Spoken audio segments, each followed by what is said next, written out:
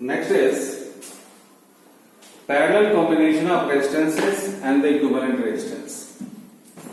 तो पैरेलल क्या होता है, पहले ये समझ लीजिए कि अगर यहां पे दो टर्मिनल है, हम एक बल्ब को ऐसे जोड़ रहे हैं, दूसरा बल्ब अगर मेरे पास है उसको हम ऐसे जोड़ रहे हैं, तो दोनों बल्ब ग्लो करेगा और एक बल्ब अगर फ्यूज भी हो जाएगा तो इससे इसको कोई फर्क नहीं पड़ेगा।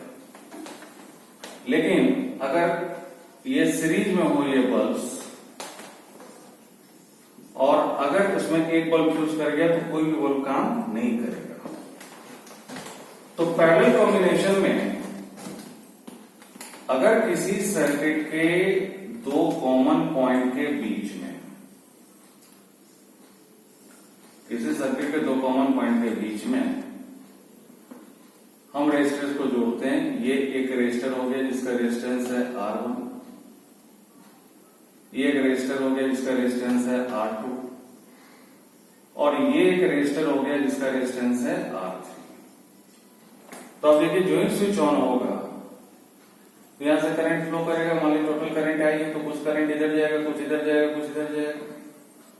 तो इधर के अलोंग ले लिया मैंने करंट I1, इधर के अलोंग ले लिया करंट I2 और इधर के अलोंग ले लिया करंट I3 और यही I1 करंट यहां पे आएगा, I2 करंट यहां पे आएगा और I3 करंट ये तीनों मिलकर वापस I हो जाएगा। अब देखिए यहां पे पोटेंशियल डिफरेंस B है तो जाहिर सी बात है कि पॉइंट A और पॉइंट B के बीच का भी पोटेंशियल डिफरेंस B होगा। मतलब ये इन तीनों रेजिस्टर्स के अक्रॉस पोटेंशियल डिफरेंस सेम होगा जो पॉइंट A और पॉइंट B के बीच में है और इस सर्किट में A और B के बीच का पोटेंशियल डिफरेंस वही है जो यहां पे है। तो एक combination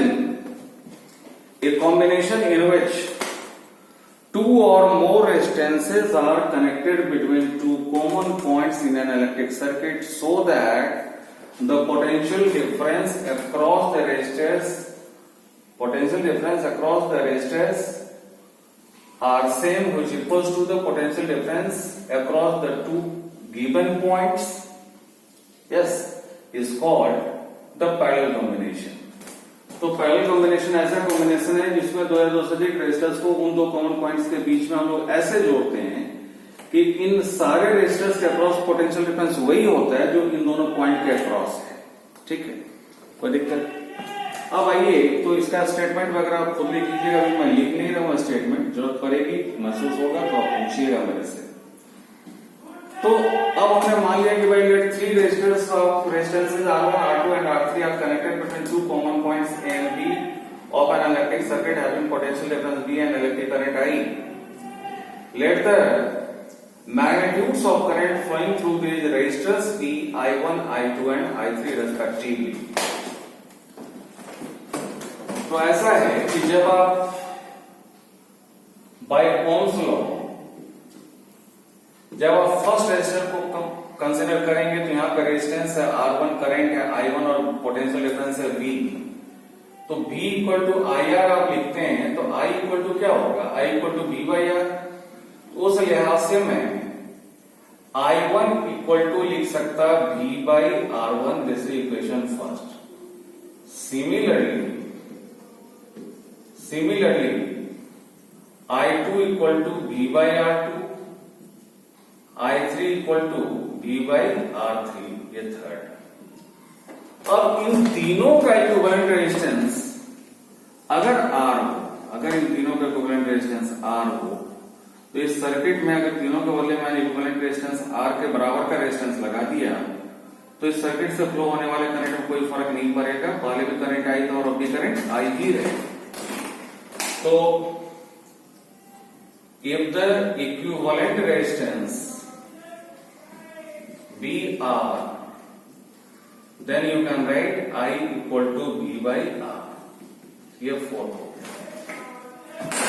अब देखिए ये जो करंट था I वही तीन जगह बटा, so we can write कि since I equal to I1 plus I2 plus I3, therefore I can be written as V by R equal to V by R1 plus B by R2 plus B by R3। ये हो गया from first, second, third and fourth. Yes, so V by R equal to, यहाँ पे V भी अगर आप common ले लेंगे तो ये 1/r1 plus 1/r2 plus 1/r3 v1 जा भी cancel. So finally 1/r equal to 1/r1 plus 1/r2 plus 1/r3. This is the result. और इसी को जब आप स्टेट करते हैं तो that is the law of parallel combination. So you can say in parallel combination the reciprocal of the equivalent resistance is equal to the sum of the reciprocals of the resistances in parallel. So the sum of the reciprocals of the resistances in parallel will give you the reciprocal of equivalent resistance. तो ये जो law है, this is the law of parallel combination. अब हमें बहुत सारा question इसमें मिलेगा सीरीज और पैरेलल पर इक्विवेलेंट रेजिस्टेंस निकालने को और उससे रिलेटेड सर्किट डायग्राम का क्वेश्चन. तो फिलहाल मैं आपको यहाँ पे एक चीज क्लियर कर दूं कि पैरेलल कॉम्बिनेशन में आप देखिए कि एक पॉइंट से करंट 3 जगह बटा और फिर एक दूसरे पॉइंट पर ये तीनों करंट मिला, तो इसलिए ये तीनों किस सीरीज में हो गए, पैरेलल में. ओके, सीरीज में एक करंट जो पहला रेजिस्टर से पास करता है वही सारे से पास करता है, तो there is no distribution of current in series combination, but in parallel combination there is distribution of current. Current एक पॉइंट पे डिस्ट्रीब्यूट होता है, फिर दूसरे पॉइंट पे सारा का सारा मिल जाता है, तो this is parallel combination. Agree. अब कुछ क्वेश्चंस को मैं बताता हूं, जरा उसको देखिए आप, तो ज्यादा समझ में आएगा.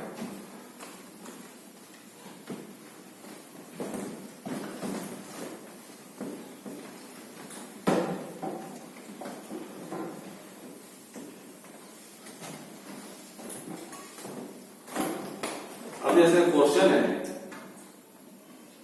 कि भाई किसी सर्किट में ये आपको दिया हुआ है ऐसे, this is 5 ohm, this is 2 ohm, this is 3 ohm, this is 7 ohm, ये दिया हुआ है. और पूछ देगा आपसे कि what is the equivalent resistance across AB. तो यहां पे एक चीज अलाउड ये है कि आप इन रेजिस्टेंसेस को सिंबलाइज कर लीजिए. दिस इज R1, ये अलाउड है, फिगर में आप इनको सिंबलाइज कर दीजिए, उसके बारे में लिखने की जरूरत नहीं है. R1, दिस इज R2, मतलब पहला रेजिस्टेंस, दूसरा रेजिस्टेंस, दिस इज R3 तीसरा रेजिस्टेंस, दिस इज R4 चौथा रेजिस्टेंस. तो क्लियर है कि जो करंट यहां से जाएगा वही सारे से जाएगा, तो ये सारे के सारे सीरीज कॉम्बिनेशन में. तो if the equivalent resistance be R, then you can write R equal to R1 plus R2 plus R3 plus R4 by law of series combination. By law of series combination. तो therefore R equal to सबका value put कर दीजिए. 5 ohm plus 2 ohm plus 3 ohm plus 7 ohm जब आप जोड़ेंगे तो 5 2 7 3 10 7 17, this is 17 ohm is the equivalent resistance across AB. अब यहीं पे दूसरा क्वेश्चन है.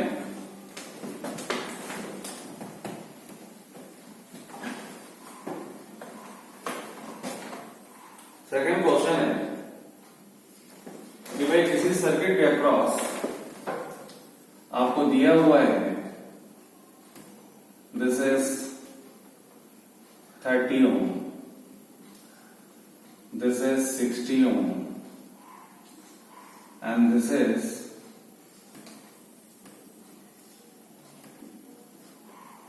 20 ohm.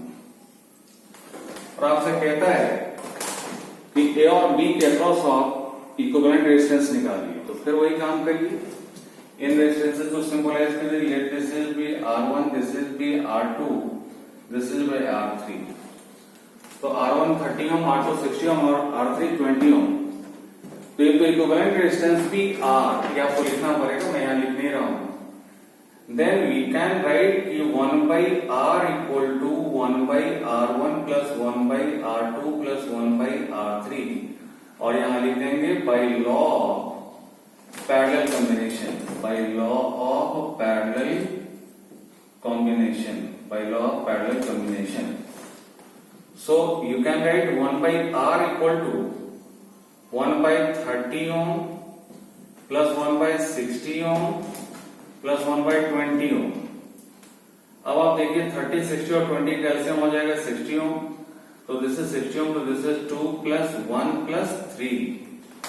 So 1/R equal to ये हो गया 1/R equal to, that implies 1/R equal to ये हो गया 2 1 3 3 6, दिस इज 6/60 ओम। लेकिन हमें 1/R नहीं निकालना, हमें इक्विवेलेंट रेजिस्टेंस निकालना R। So R equal to 60 ohm by 6, this is 10 ohm, that is equivalent resistance R equal to 10 ohm. तो इन तीनों का इक्विवेलेंट रेजिस्टेंस कितना होगा 10 ओम। और ये देखिए ये जो 10 ओम है इन सबों से इंडिविजुअली छोटा है, ये 20 से भी छोटा है, 60 से भी छोटा है, 30 से भी छोटा है। तो पैरेलल कॉम्बिनेशन में जो net resistance, net effective resistance होता है वो कम हो जाता है। तो जाहिर सी बात है कि अगर रेजिस्टेंस कम हो जाएगा तो करंट ज्यादा फ्लो करेगा। तो अगर मुझे किसी सर्किट में करंट ज्यादा चाहिए तो मुझे रेजिस्टेंस को पैरेलल में जोड़ने पड़ेंगे, और अगर करंट कम चाहिए तो मुझे उसको सीरीज में जोड़ना पड़ेगा। ओके, अब एक तीसरा क्वेश्चन और मैं बताता हूं।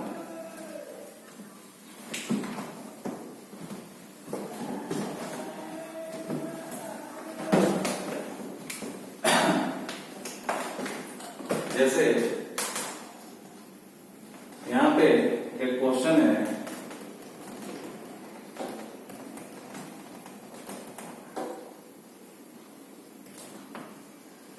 ये ऐसे,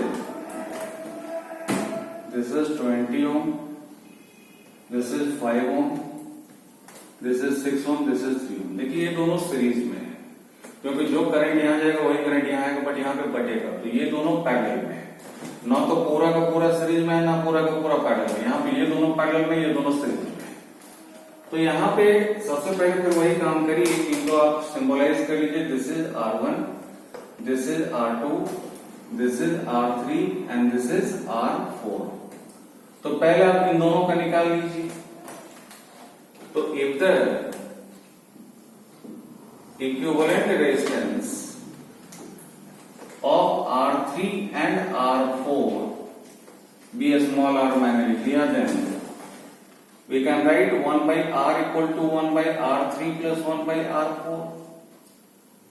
तो क्या हो गया 1/R equal to, this is 1/6 ohm plus 1/3 ohm, the LCM is 6 ohm, this is 1 plus 2, so R equal to, this is 6 ohm by 3, 3 2 जा, so this R is 2, मतलब अब इन दोनों के बदले 2 ओम। अब समझने के ख्याल से मैं इसको बना रहा हूं। अब ये जो सर्किट डायग्राम बनेगा वो कैसे बनेगा, तो यहाँ पे ये 20 ओम है, ये 5 ओम है। अब इन दोनों के बदले जो इक्विवेलेंट रेजिस्टेंस है वो 2 ओम है, this is 2 ohm.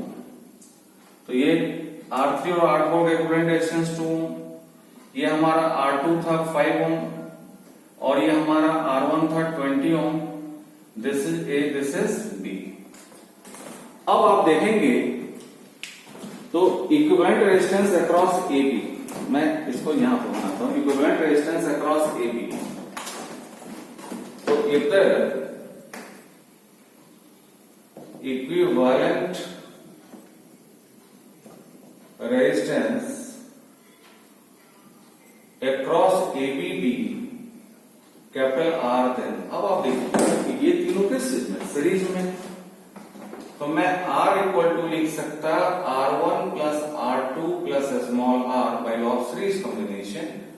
So R equal to, this is 20 ohm plus 5 ohm plus 2 ohm, so R equal to ये हो गया 27 ohm. So equivalent resistance across AB is totally 27। तो मतलब चारों रेजिस्टेंस का जो इक्विवेलेंट रेजिस्टेंस होगा वो हो जाएगा 27। तो इस तरीके से हम लोग को बनाना है। काफी इंटरेस्टिंग क्वेश्चन सब है इसमें, सिर्फ सीरीज और पैरेलल को पहचानना है और अकॉर्डिंगली काम करना है। तो सीरीज पहचानने में क्या है कि एक ही करंट सबों से पास करना है, there is no distribution of current.